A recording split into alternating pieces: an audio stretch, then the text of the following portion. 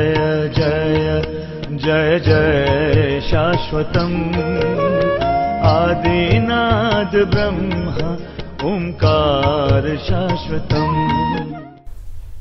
मानव मस्तिष्क बड़ा ही आश्चर्यजनक, शक्तिशाली एवं चुंबक गुण वाला यंत्र है। उसका एक एक परमाणु इतना विलक्षण है कि उसकी गतिविधियां, सामर्थ्य और क्रियाशीलता को देखकर बड़े बड़े वैज्ञानिक हैरत में रह जाते हैं।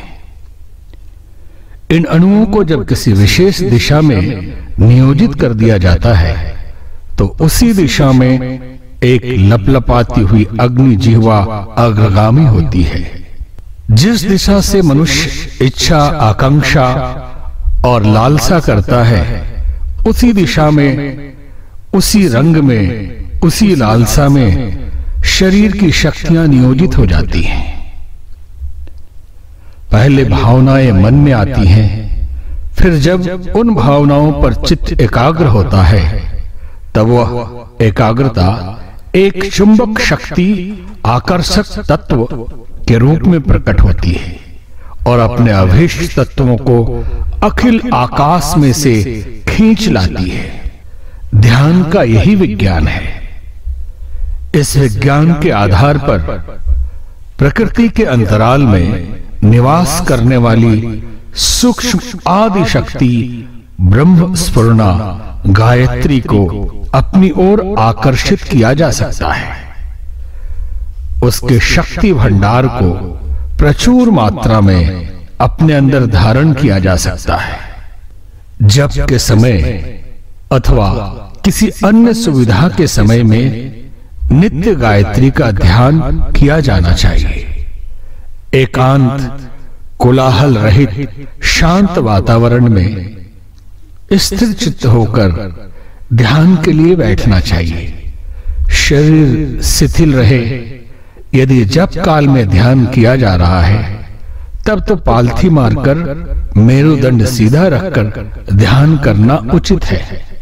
यदि अलग से करना हो तो आराम कुर्सी पर लेटकर या मसदन लगाकर या मसनद लगाकर दीवार, वृक्ष आदि का सहारा लेकर साधना के लिए बैठा जा सकता है। शरीर बिल्कुल शिथिल कर दिया जाए, इतना शिथिल मानो देह निर्जीव हो गया हो। इस स्थिति में नेत्र बंद करके दोनों हाथों को गोदी में रखकर ऐसा ध्यान करना चाहिए कि संसार में सर्वत्र केवल नीला आकाश है, उसमें कहीं कोई वस्तु नहीं है। प्रलय काल में जैसी स्थिति होती है, आकाश के अतिरिक्त और कुछ नहीं रह जाता, वैसी स्थिति का कल्पना चित्र मन में भली भांति अंकित करना चाहिए। जब यह कल्पना चित्र भावना लोक में भली भांति अंकित हो जाए तो सुदूर आकाश में एक छोटे ज्योति पिंड को सूक्ष्म नेत्रों से देखना चाहिए। सूर्य के समान प्रकाशवान एक छोटे नक्षत्र के रूप में गायत्री माता का ध्यान करना चाहिए। यह ज्योति पुंज अधिक समय तक ध्यान रखने पर समीप आता है, धीरे धीरे बड़ा होता जाता है और तेज अधिक प्रखर हो जाता है। चंद्रमा या सूर्य के मध्य भाग में ध्यान पूर्वक देखा जाए तो उसमें काले काले धब्बे दिखाई पड़ते हैं। इसी प्रकार उस गायत्री तेज पिंड में ध्यान पूर्वक देखने से आरंभ में भगवती गायत्री की धुंधली सी प्रतिमा दृष्टिगोचर होगी। धीरे धीरे ध्यान करने वाले को ये मूर्ति अधिक स्पष्ट, अधिक स्वच्छ, अधिक चैतन्य, हंसती, बोलती, चेष्टा करती, संकेत करती तथा भाव प्रकट करती हुई दिखाई पड़ती है। ये ध्यान आरंभ करते समय एक गायत्री माता का चित्र लीजिए। उसे बड़े प्रेम से, गौर से भली भांति अंग प्रत्यंगों का निरीक्षण करके उस मूर्ति को मन क्षेत्र में इसी प्रकार बिठाना चाहिए कि ज्योति पिंड में ठीक वैसी ही प्रतिमा की झांकी होने लगे। थोड़े दिनों में ये तेजो मंडल से आविष्ठित भगवती गायत्री की छवि अत्यंत सुंदर, अत्यंत हृदयग्राही रूप में ध्यानावस्था में दृष्टिगोचर होने लगती है।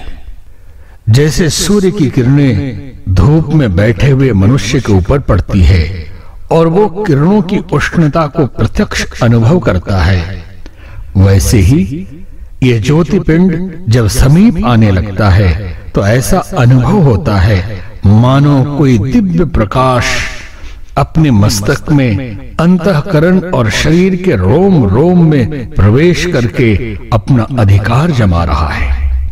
जैसे अग्नि में पड़ने से लोहा भी धीरे धीरे गर्म और लाल रंग का अग्निवर्ण हो जाता है, वैसे ही जब गायत्री माता के तेज को ध्यान अवस्था में साधक अपने अंदर धारण करता है तो वही सच्चिदानंद स्वरूप ऋषि कल्प होकर ब्रह्म तेज से झिलमिलाने लगता है। उसे अपना संपूर्ण शरीर तप स्वर्ण की भांति रक्त वर्ण अनुभव होता है और अंतःकरण में एक अलौकिक दिव्य रूप का प्रकाश सूर्य के समान प्रकाशित हुआ दिखता है।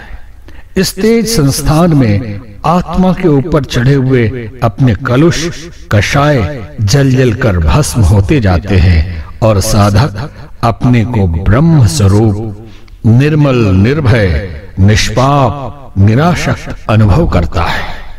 इस तेज धारण ध्यान में कई बार रंग बिरंगे प्रकाश दिखाई पड़ते हैं।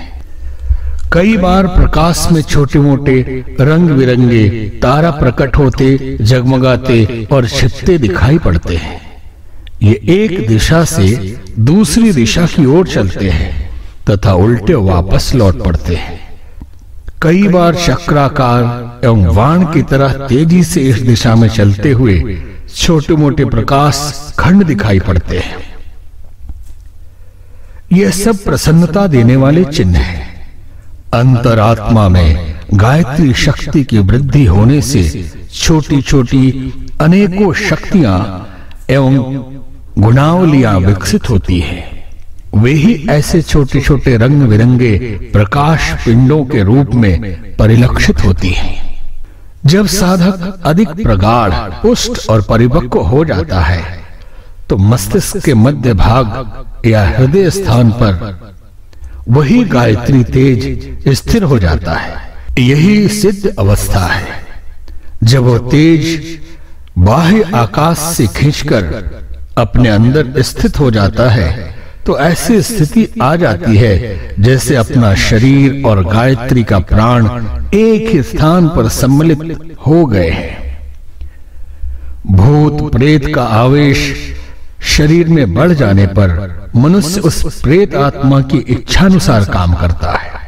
वैसे ही गायत्री शक्ति का आधान अपने अंदर हो जाने से साधक विचार, कर्म, आचरण, मनोभाव, रुचि, इच्छा, आकांक्षा एवं ध्येय में परमार्थ प्रधान रहता है। इससे मनुष्यत्व में से पशुता घटती है और देवत्व की मात्रा बढ़ती जाती है।